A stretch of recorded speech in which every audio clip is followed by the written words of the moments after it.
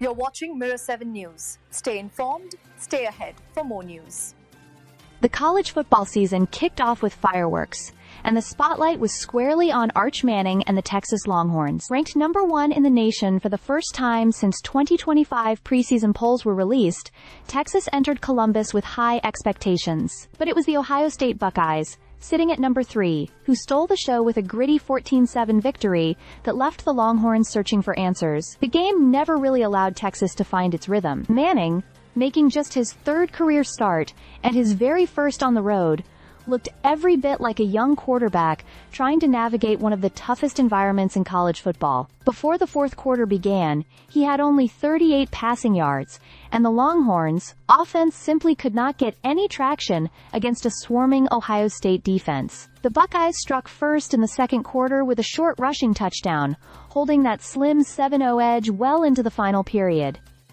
Then came the turning point. Quarterback Julian Sayin, making his debut for Ohio State, connected with Carnell Tate on a beautiful 40-yard touchdown strike that stretched the lead to 14-0. With the way the Texas offense was sputtering, that moment felt like the dagger. Texas tried to respond, and Manning briefly showed flashes of the talent that made him a preseason Heisman favorite. He finished 17 of 30 for 170 yards with a touchdown and an interception, but much of that production came late. His lone score, a 32-yard strike to Parker Livingston with just over 3 minutes left, gave the Longhorns some life. But every time Texas reached a critical fourth down, Ohio State's defense held firm. A goal line stand in the third quarter, where the Longhorns were stuffed inside the 1-yard line, symbolized their frustrations. Mistakes compounded those struggles.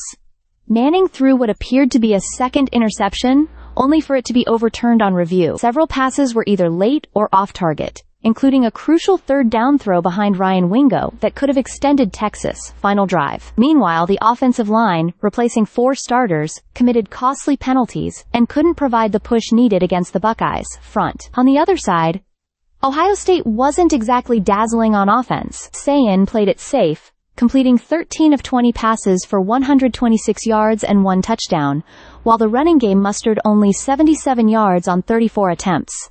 Yet it was enough, because their defense controlled the tempo and frustrated Texas at every turn. Under new coordinator Matt Patricia, the Buckeyes showed that even after losing key pieces from last year's national championship squad, they remain as tough as ever. In the end, the game served as a reminder. Early season matchups often expose teams still figuring themselves out. Texas may have the name recognition and the star quarterback, but Saturday night proved they have plenty of growing to do. Ohio State, meanwhile, showed why championship DNA doesn't fade easily. If these two programs meet again in the playoff, the battle could look very different.